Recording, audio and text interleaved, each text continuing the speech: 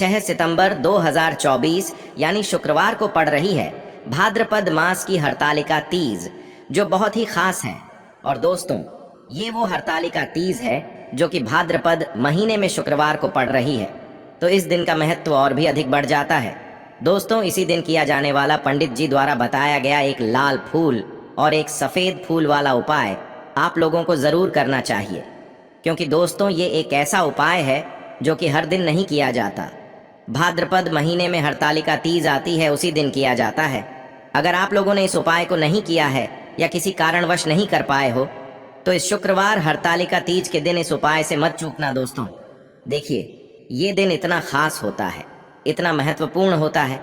देखा गया है कभी कभी बड़े बड़े पूजा पाठ अनुष्ठान से जो मनोकामना पूर्ण नहीं होती है, वह हरतालिका तीज के दिन एक छोटे से उपाय करने से ही आपकी मनोकामना पूर्ण हो जाती है। और बहुत सारे लोगों ने इस उपाय को किया भी है और उनको इस उपाय को करने का फल भी ज़रूर मिला है।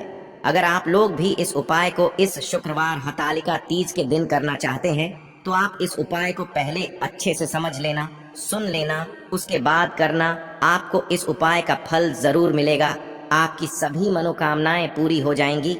दोस्तों, हम आपको यहाँ पर बता दें कि यह जो एक लाल फूल और एक सफ़ेद फूल वाला उपाय है, ये उपाय पंडित जी ने अपनी अभी की ही फुलेरा शिव महापुराण की कथा में ही बताया है। और इस उपाय को करने से आपके घर में चाहे किसी भी प्रकार की दुख और समस्या क्यों ना चल रही हो, आपको उसका कारण भी नहीं पता है कि भाई ये समस्या किस कारण से चल रही है, उसका कुछ भी कारण हो सकता है। जैसे पितृदोष हो सकता है, काल सर्प दोष हो सकता है, या किसी भी तरह का मंगल दोष भी हो सकता है, और भी बहुत तरह के दोष होते हैं, कुछ भी हो सकता है। पर आपको इस उपाय को करने के लिए अपने दोष को पता लगाने की भी ज़रूरत नहीं है। आपके घर में किस कारण से इतनी दुख और परेशानी आ रही है, वह भी आपको पता लगाने की ज़रूरत नहीं है। बस शुक्रवार की हरतालिका तीज के दिन इस उपाय को कर लेना, क्योंकि इसी एकमात्र उपाय को करने से आपके पूरे घर परिवार में सुख और शांति हो जाएगी। इस दिन भगवान शिव जी का सबसे प्रिय दिन होता है, तो आप लोग इसे एक लाल फूल, एक सफ़ेद फूल वाले उपाय को सुबह के समय भी कर सकते हो और शाम के समय प्रदोष काल में भी कर सकते हो। सुबह के समय अगर कर रहे हो तो 10 या फिर 11 बजे तक भी अगर उपाय करोगे तो भी आपको उपाय का फल मिलेगा। वही अगर शाम के समय कर रहे हो तो इस दिन ज़रूर शाम के समय का ध्यान रखना कि शाम के 6 बजे से लेकर 7 बजे के बीच में अगर आप इस उपाय को कर सकते हो तो बिल्कुल कर लेना, पूरी कोशिश करना। पर अगर किसी कारणवश इस समय के बीच में ना कर पाओ तो रात 8 बजे तक भी अगर आप उपाय को करोगे तो आपको उपाय का फल ज़रूर मिलेगा। ये बात आपको समझ आ गई कि आप इस उपाय को सुबह और शाम दोनों समय कर सकते हो। मतलब करना आपको एक ही समय है, घर में से किसी एक ही बड़े व्यक्ति को करना है, पर एक ही बार इस उपाय को करना है, दोनों समय नहीं करना है। आपको जो समय अच्छा लगे आप उस समय पर इस वाले उपाय को कर सकते हैं। तो चलिए जानते हैं इन विशेष उपायों के बारे में। लेकिन उससे पहले जो भी मेरे भाई, मेरी प्यारी बहनें आज चैनल पर पहली बार आए हैं या मेरी आवाज़ आज पहली बार सुन रहे हैं, अगर आप भी महादेव के सच्चे भक्त हैं तो वीडियो को लाइक और चैनल को सब्सक्राइब ज़रूर कर लें और कमेंट बॉक्स में लिखे हर हर महादेव, ओम नमः शिवाय। वो सबसे पहले हम लोग जान लेते हैं उपाय की सामग्री। हम लोग सबसे पहले जानते हैं कि इस उपाय में किस किस चीज़ की आवश्यकता पड़ेगी।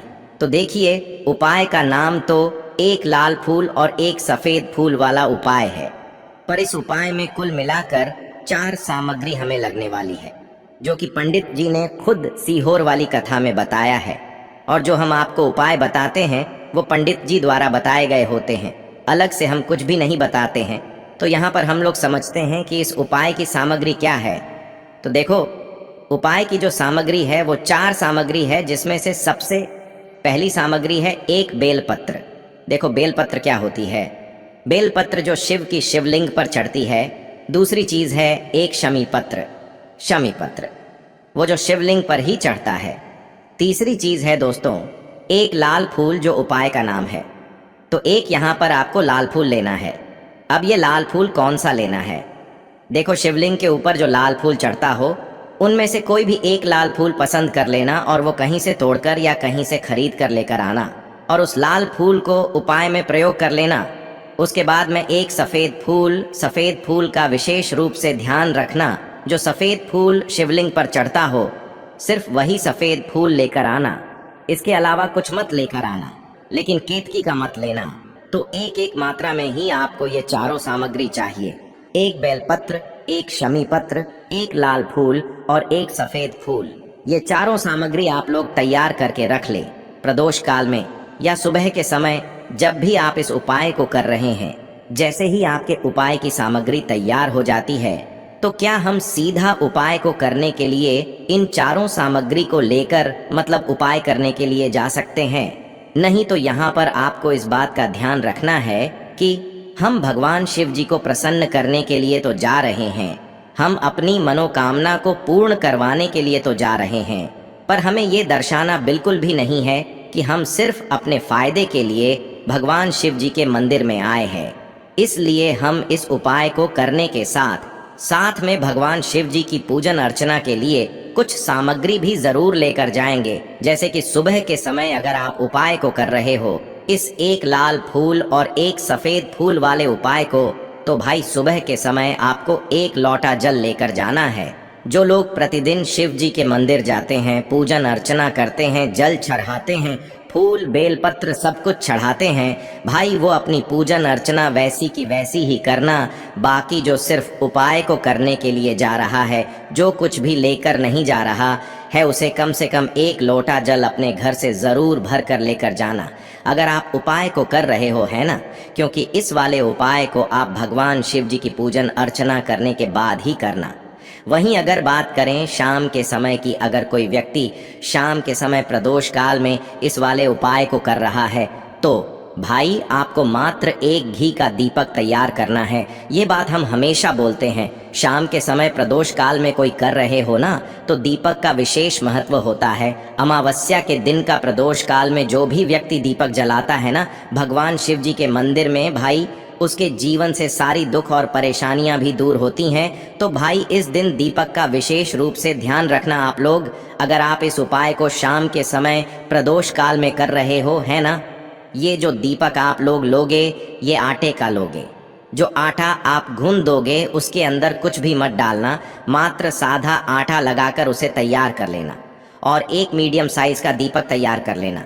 वो दीपक ना ज़्यादा छोटा हो ना ज़्यादा बड्ढा हो, है ना। उसके बाद में दीपक आपका तैयार हो जाए तो इसके अंदर जो बत्ती रखोगे वो गोल बत्ती रखोगे।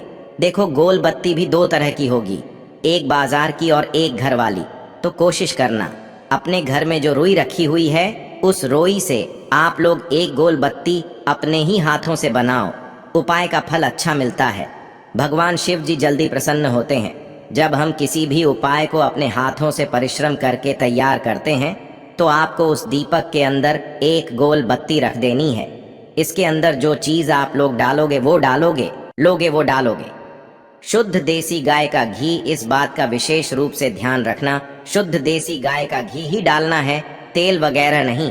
आज के दिन तो मत डालना, क्योंकि भगवान शिव जी का सबसे प्रिय दिन और प्रिय समय पर हम लोग इस वाले उपाय को कर रहे हैं। तो थोड़ा सा शुद्ध देसी गाय का घी इतना डालना कि वो दीपक कुछ समय तक चल सके ना। बाजार वाला मिलावटी घी डालना, न भैंस का घी डालना। शुद्ध देसी गाय का घी आपको ढूंढने में थोड़ी मतलब मेहनत लगेगी और महंगा भी मिलेगा, पर गाय के घी से भगवान शिव जी प्रसन्न होते हैं और उसी शुद्ध देसी गाय की घी से घर में बरकत भी बनी रहती है और हमारे घर में सुख शांति भी बनी रहती है। इसलिए इस शुद्ध देसी गाय का घी को अपने घर में हमेशा रखा करो। वो भगवान शिव जी के कार्यों में भी उपयोग में आता है और उपायों में भी हम लोग प्रयोग कर सकते हैं। तो यहाँ पर आपकी सारी तैयारियां हो चुकी हैं। उपाय को करते समय शुद्धता का विशेष रूप से ध्यान रखिएगा। सुबह कर रहे हो तो भाई सुबह तो आपको स्नान करना ही करना है। बाकी शाम को कर रहे हो तो शाम को मात्र हाथ मुंह धोकर भी आप लोग इस वाले उपाय को कर सकते हो, कोई दिक्कत वाली बात नहीं है भाई।